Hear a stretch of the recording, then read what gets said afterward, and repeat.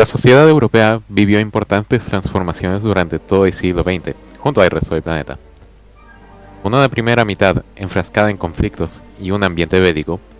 a una segunda mitad en la que se dio un gran vuelco para buscar no volver a los errores del pasado.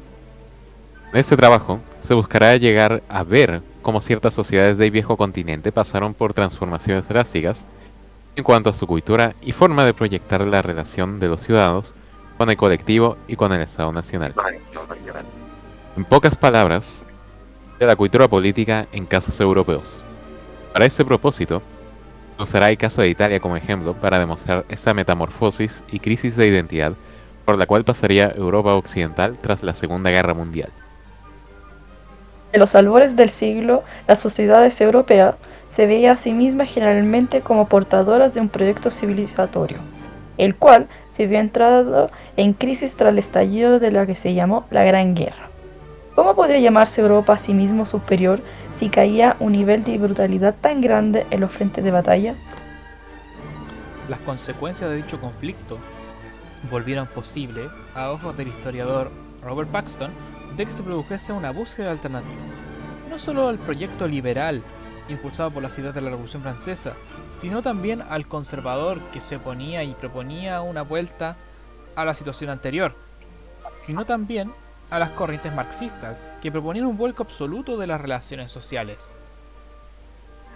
No obstante, dicha línea de pensamiento no lograron cuajar a un gran número de individuos de la sociedad, quienes, en su búsqueda por construir un orden social y político, de nuevo levantarán retóricas y líneas de pensamiento las cuales persisten,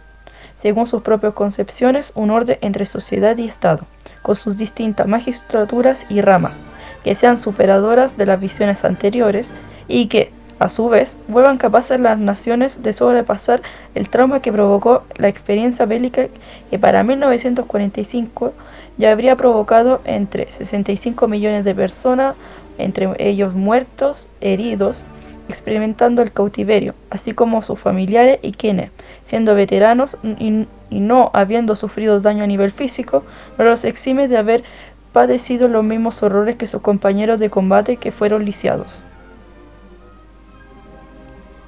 Para esa época, llamada de entreguerras, del año 1918 a 1939, se va a llegar a la proliferación de proyectos de Estado-nación, nacidos tras la descomposición de los imperios alemán, austrohúngaro, otomano y ruso, los cuales, a pesar de partir con los auspicios del presidente estadounidense Wilson, de lograr el plan de la autodeterminación de los pueblos y lograr sistemas genuinamente democráticos, varios de ellos transicionaron a regímenes regidos por una figura fuerte, en conveniencia con grupos conservadores, como lo establece Robert Paxton en su libro Anatomía del fascismo. Según su tesis, los avances de los movimientos de signos marxistas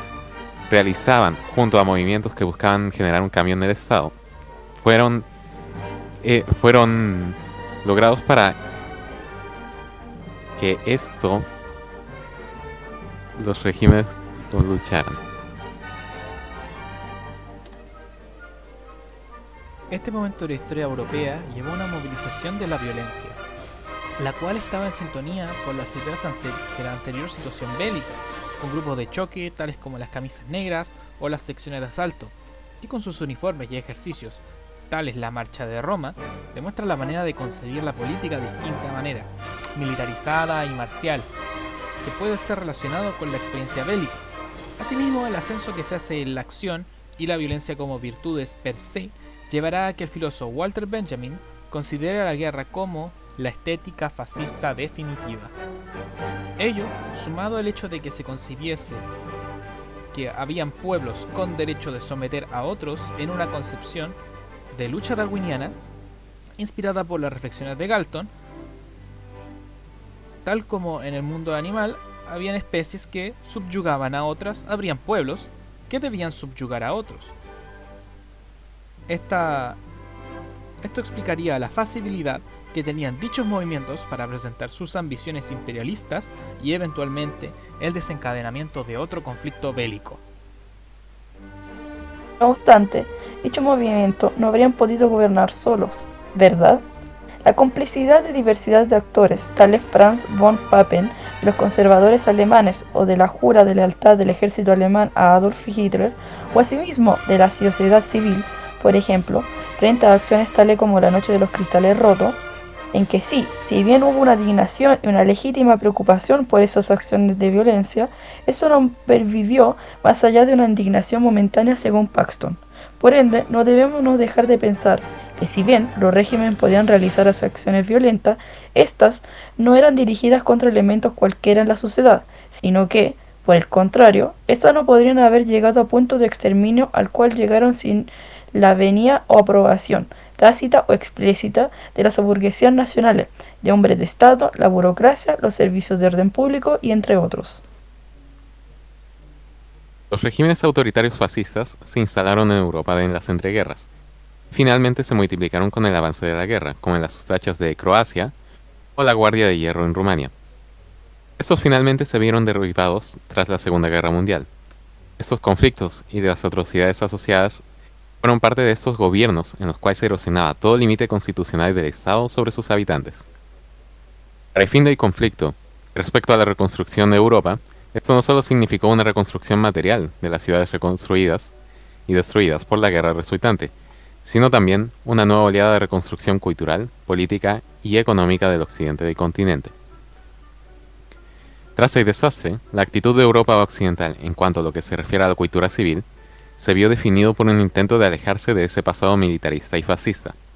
dejando atrás cualquier apego a un sistema totalitario, para así unirse a un plan liberal, en lo que refiere a la política y económica. Un claro ejemplo de esto es visible, según Ian Kershaw en su libro Ascenso y Crisis, Europa de 1950 a 2017, que sería la Alemania Occidental, la cual sentó sus bases de su nueva identidad en contra del pasado nazi, describiendo a los trabajadores de la nación como mucho más dóciles, individualistas, satisfechos con el aumento del salario y la calidad de vida. A esto se le sumó la aparición del modelo del estado de bienestar y el apoyo estatal por la calidad de vida y salud de los ciudadanos, surgido por el alto presupuesto nacido de ingresos estatales, según el propio Kershaw en su libro, en la página 1171, Reo-Garca, resultando esto en un modelo económico mixto, privado-estatal, el cual permitió que esta calidad de vida entre los ciudadanos, independientemente de la clase social a la que perteneciesen, fuese llevada a un estándar no antes visto, en contraste si se lo compara con el periodo anterior de la cuestión social, en los primeros periodos industriales, significando esto que se pudo llegar a un desarrollo económico sin pasar por encima de la calidad de la vida civil. Otro elemento clave de esta nueva cultura europea sería la progresiva unión entre las naciones, iniciando por medio de pactos económicos como la Comunidad Económica Europea, que, junto a nuevas visiones sobre el nacionalismo, hiciera que las fronteras entre naciones empezasen a tener menos significado, como señala el mismo Kershaw. Finalmente, todo el nivel de la sociedad en las naciones europeas occidentales se desmilitarizó, como explica el investigador, perdiendo presupuesto a favor del estado de bienestar y relevancia social, claro, ejemplo de las naciones evitando la mentalidad bélica y proteccionista de las décadas anteriores. Ya teniendo estos factores materiales enfrente, se podrá ver cómo los factores inmateriales, como el pasado y la cultura, afectaron a la Europa posguerra. Ese periodo bélico dejó una marca en aquellas naciones que se habían visto involucradas en regímenes derrotados. Lugares como Alemania, ya ejemplificado. También Kershaw señala que en Francia e Italia se tendió a magnificar las hazañas de tamaño e influencia de la resistencia contra los autoritarismos de sus países en la etapa bélica. Y en palabras del historiador, en la página 112, este cambio se libró en los campos de batalla del mito, la memoria y la interpretación de la historia. Para los nuevos regímenes, así como lo fue el caso de la República Italiana, se promovió, como condensa Roberto Battaglia en 1953 en Historia de la Resistencia Italiana. El verdadero pueblo de Italia, al alzarse en 1945, habría restaurado o por lo menos recuperado su honor, tras haber sido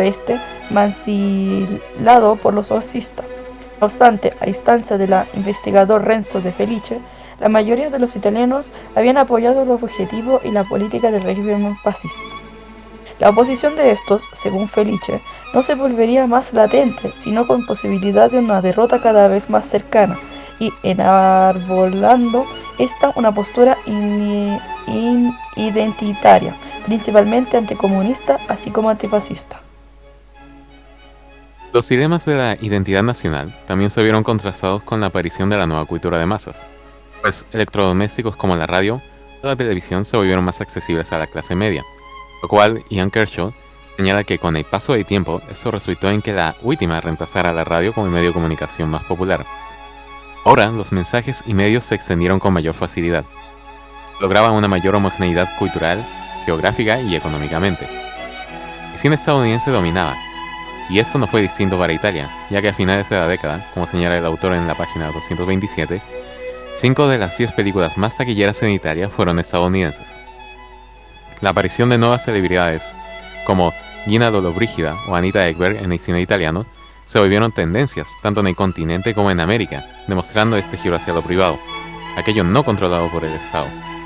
El arte estaba volviendo, nuevas maneras de expresarse que contrastaban con el pasado que usualmente glorificaban los regímenes fascistas del ayer. La cultura se estaba liberalizando, volviéndose más progresista, otro quiebre con aquel pasado rígido.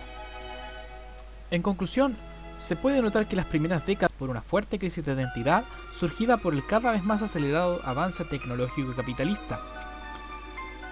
Abriría esto paso a que Europa como continente viajase por una oleada de reconsideración de su identidad. Esto llevó a que esta crisis de identidad se definiera por el rechazo al presente reciente, ya sea por el desapego al liberalismo clásico de las naciones fascistas, que llevaron a las más grandes masacres vistas por la humanidad, y por su propuesta, según el escritor Paxton, a la modernidad alternativa, o incluso el nacimiento de la Europa occidental reciente, la cual en sí surgió en rechazo a esta Europa bélica, dirigiéndose a una nueva dirección en un fin de un futuro más humano y mejor, un futuro donde el continente se encontraría unido.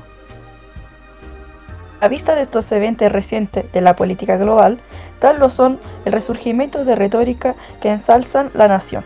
y que a su vez muestran desconfianza a movimientos de integración supranacionales, como lo puede ser el euroescepticismo. Queda a la gente del futuro ver si este plan unitario y contemporáneo logra mantenerse estable y funcional, e incluso si llega a ser el futuro de la Europa unida, dejada de las guerras mundiales, que planea hacer. O si, por el contrario, dichas posturas logran desmantelar parcial o totalmente los esfuerzos integradores europeos, a pesar del triunfo del Brexit a mediados de la década pasada. Un fenómeno de tales características no se han replicado con éxito en otro de los países europeos. Y por parte de Italia, las acusaciones del neofascismo o del fascismo del gobierno de Giorgia Meloni y a su partido en general no parece que vayan a seguir una senda militarista y dictatorial, aunque, no obstante, se considere la reducción del número de refugiados a aceptar, aún más radical, dejar de aceptarlo y cerrar la frontera, ya sea en un ámbito nacional o en un bloque con otros países de la Unión Europea. No obstante, manteniendo el pluralismo y elecciones regulares que no son precisamente afines con la praxis de los movimientos fascistas.